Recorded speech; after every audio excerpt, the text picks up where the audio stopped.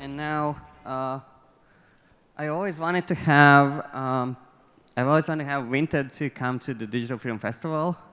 I always wanted to have their story to be here. And after $60 million, and something that's like a journey of building a really, really cool company in the southern Baltics in Lithuania, I would like to introduce Milda from Vinted. Please, the stage is yours. I'm really, really happy to have you here finally. We really were waiting for this moment to happen. Hello. Oh, you have a microphone. Yep. I'm not. Is it working? Ah, it's working. Okay, so greetings from Lithuania. It seems in Lithuania and in Latvia we have the same weather and it's the same cold. So, okay. Since I'm pregnant, so I will use time to time chair to sit and relax. So don't pay attention to that.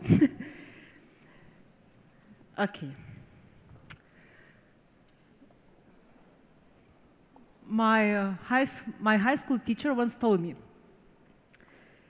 if I had to make a list of people who will succeed in business, you wouldn't be in that list. Neither long one, neither short one. Well, that was cruel to know, but well, I'm happy she was open. But the same was with me. I would never believe in that I could stand here and telling my story, like in Lithuania, in Latvia, in other countries. But I'm here. I'm standing and sharing my story. So it seems that my teacher, both of us, my teacher and me, were wrong. But the last 9 years, this is how long Vinted exists, were like the most difficult, the most challenging, but at the same time, the most giving years in my life so far. So today, I would like to share my personal challenges that I faced with what does it mean to be in business, to start business without any business experience, or what does it mean to lead a company without any leadership skills. So today I will share my point of view, what I discovered, and what changed me.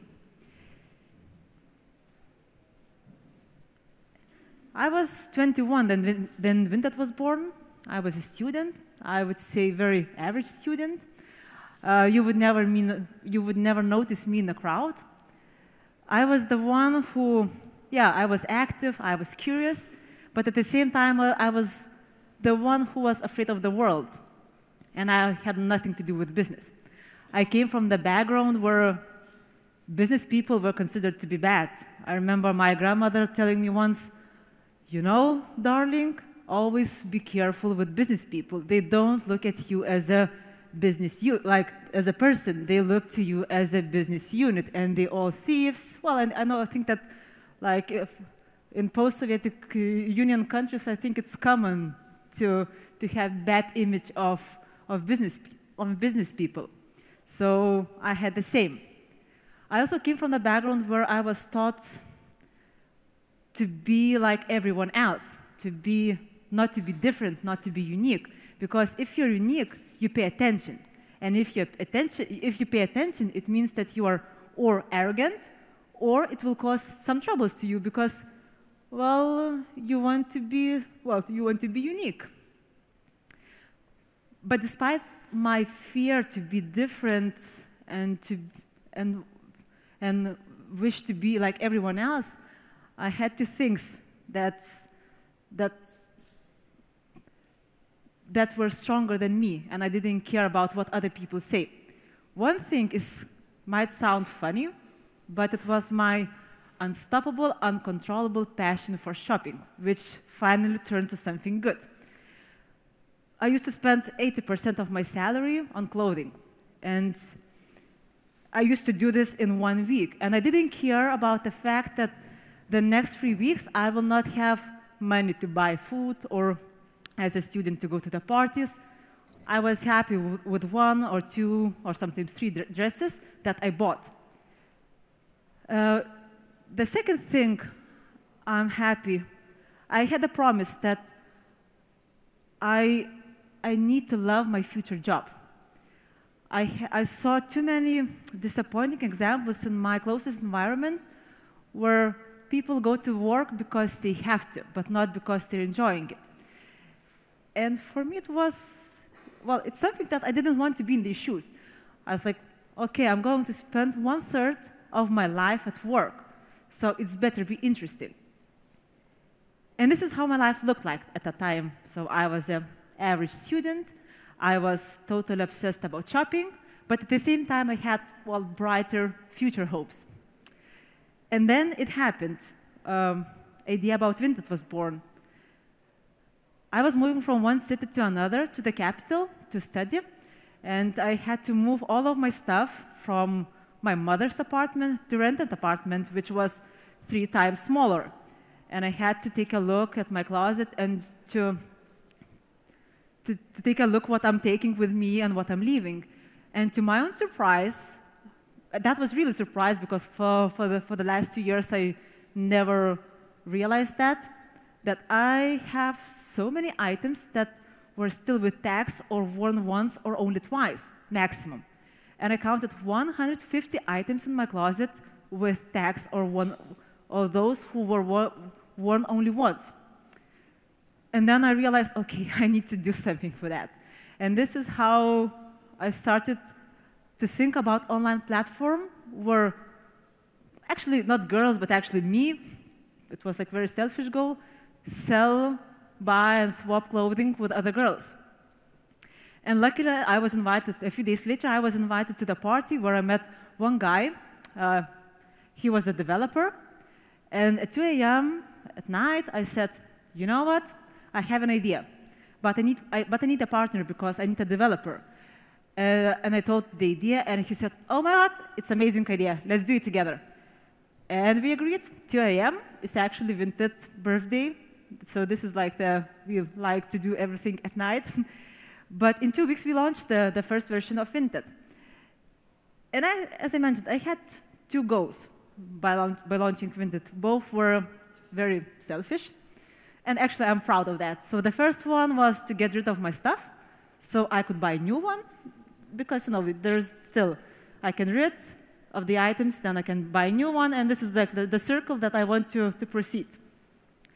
The second goal was I want to have my own platform where I can experiment as professional. Because, well, I was 21, I was a student. I almost didn't have any experience, working experience. And for me, Vinted looked like a platform where I can do anything I want. It's a playground, and I can fail. I can do any crazy ideas I have. So Vinted was, at the beginning, it was like, it didn't have intention to be business. And it didn't have intention to be business the next 3 years, because it was a hobby project for both of us, for Justas and me. Justas is my partner.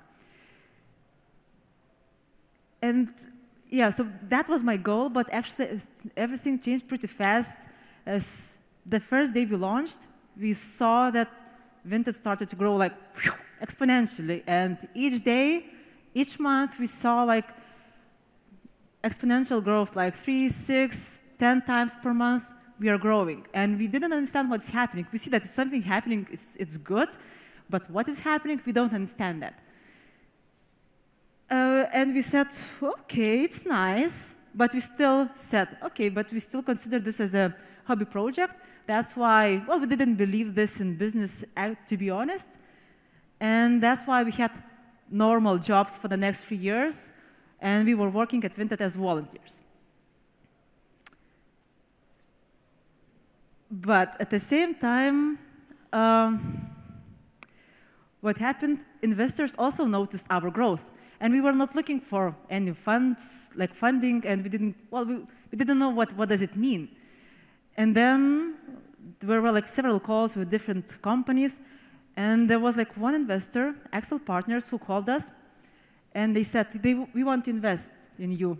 And we said, okay, who are you? And we Google, and we find, okay, these are the investors who also invested into Facebook, Spotify, Dropbox, Angry Birds, and, well, and many other global players. at early stage. And it was, maybe maybe if they see something in us, maybe we should see also something like and start to believe in our company. Well, we started to call it company.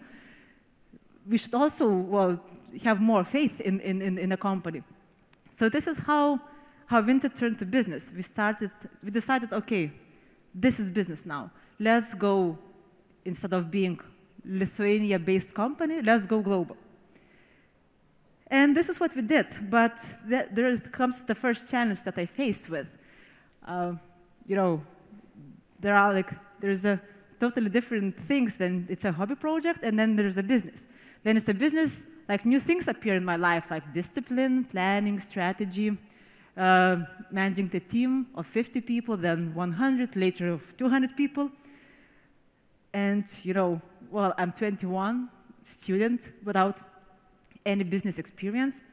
And for me, it was very hard, to be very honest. And it was the most difficult challenge I faced in my life, I would say. And it was like the Vinted itself was growing so fast that like the first 1 million member in the first year, 5 million members next year, 10 million members next year. And me, like, what to do, how to build a strategy. Because you know that Vinted needs a person who knows the strategy and how to implement that. And it's not me. I feel that it's not me. So what I did, I sacrificed and I said, okay, I need to defeat my ego to let Vinted grow and to let myself to grow. And what I started to do, I started to learn from the team, from my teammates, who were luckily more experienced than I was. They had much more experience in such areas.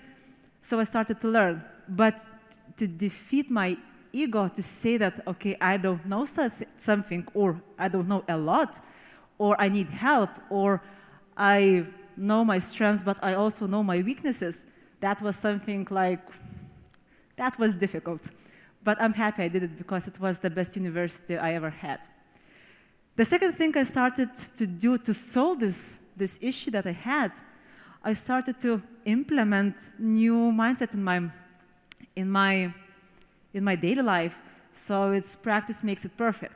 So I knew to do the first strategy, but well, who believes that you can do the best strategy when you are 21 and you have 0 experience? So I said, that's okay. I will do first iteration. If it's needed, I will do the second iteration. I will learn from my mistakes. I will see the patterns. Another day, I will see it anyway. And now, after 5-6 years, I see that I'm capable to do the strategy.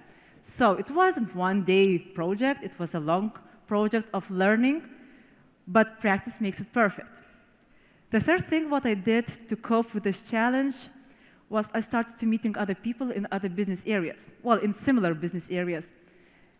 And I started to ask them like, no, how do you see this thing or another thing? And what was very useful for me, I started to see much bigger picture. I realized that the same people, different people looking at the same situation, they see different solutions.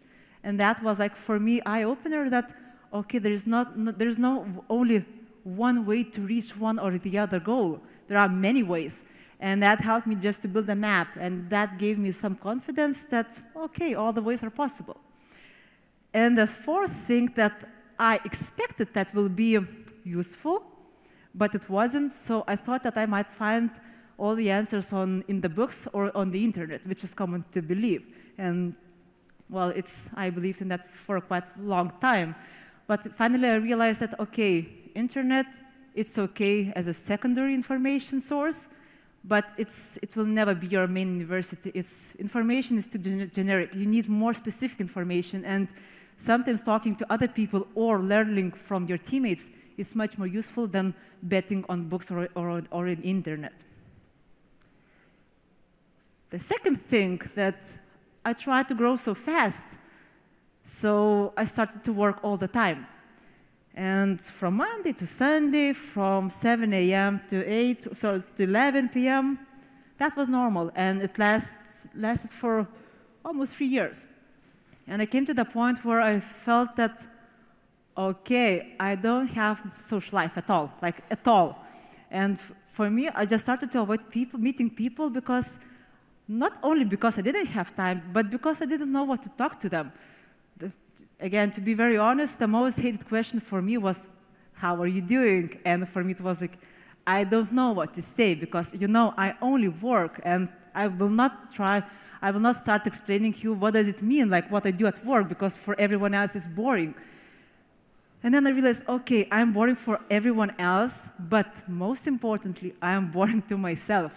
And then I promised, I came to the point that I said, okay, I need to change something because I cannot live like this anymore. Because it's not it's my work life, it's not only like what describes me, what defines me, it's much more.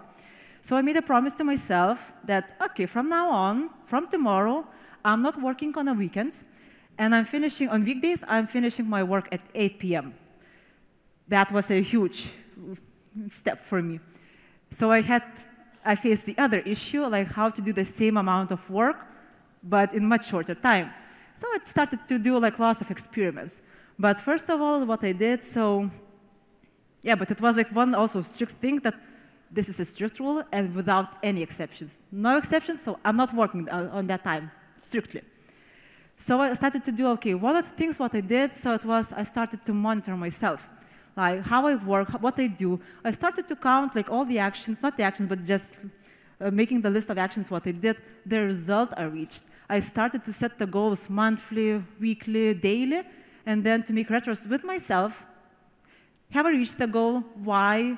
What could I do better, and so on. And that was actually a very useful thing.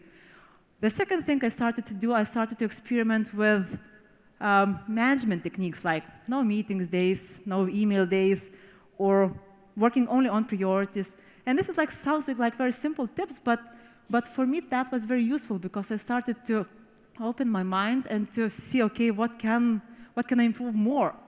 The third thing what I did, so instead of avoiding important but painful tasks, I started to do them first.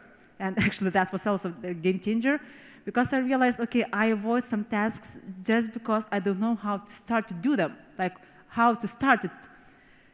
And I said to myself, okay, done is better than perfect. And actually done is better than perfect. And I didn't care about how perfect it's gonna be. It's just, I will have more time to make it better. But that also was one of the most useful tips I gave to myself, took from others.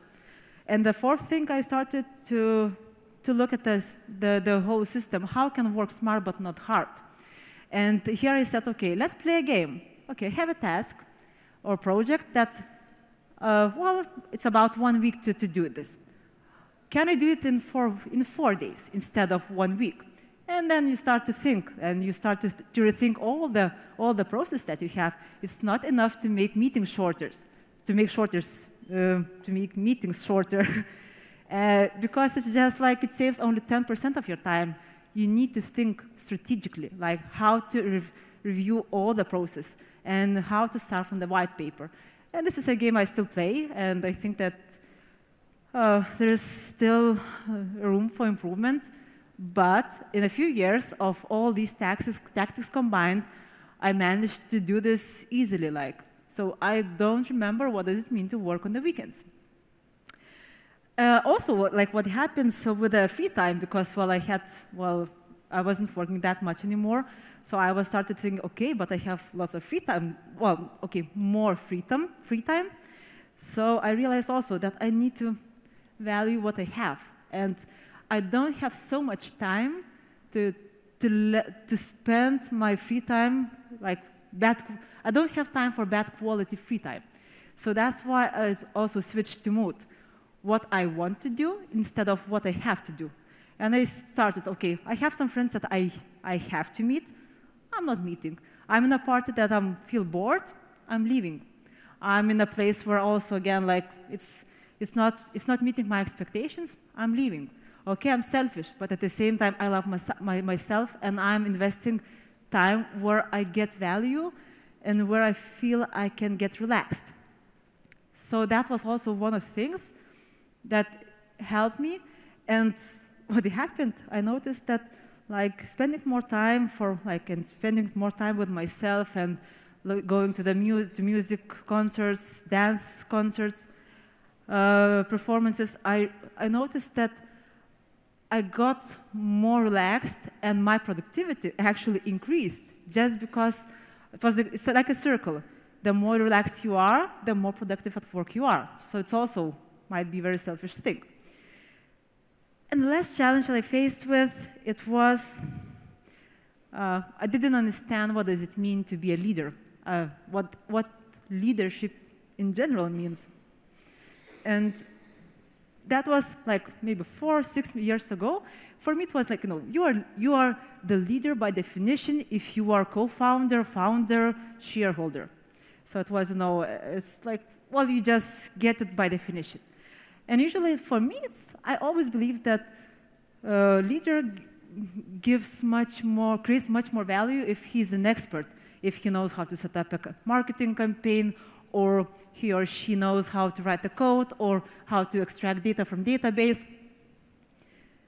And I didn't think about leadership as a full-time job. For me, it was no. Leadership is something that comes like, well, it's leadership that happens. It's just then leader comes, then there are some problems, or then there are like someone needs to take final decision, and then leader appears. But later on, and the more I was working with a company, I realized that actually leadership is, first of all, it's a philosophy, and this is, first of all, it's a full-time job. It's a path you choose, and you cannot choose, I'm an expert and a leader. It's or, and you choose one or the other. Because both ways, both paths, they require totally different skills. And then I realized that, I said, okay, from now on, I'm consciously choose to be a leader. But to be a leader, it means that it's the same difficult path. I need to learn a lot, but I will. And like to be the best programmer, the best developer in the country, you need to invest a lot, and maybe 10, maybe 20 years. So to be the best leader in the market or in the country, you also need to invest 10 or 20 years. And it's not something that happens just, I have charisma or not. This is not about that, it's much more. So that was like it was my findings about leadership that helped me a lot. And I just then said, okay, now I'm gonna be a leader. So I started to learn how to be a leader. So these are my challenges, and I think that teacher, like who said that she didn't expect me to be to succeed in business, I think that she was quite right at that time, because I didn't have any skills to be a leader, but I made a choice to be one. What does it mean to be a choice? It means that proactively, face with challenges and cope with them. It's something that is not going to happen like this. You need to invest your time. You need to invest your energy. You need to have ambition to change something. And this is these 3 challenges were my challenges. And I think that, well, you have your own challenges as well. And my solutions and my challenges, maybe they are not applicable for you. But one thing is what might be applicable for you. So be proactive, and all the responsibility actually goes to you. So what's your personal challenge? Thank you.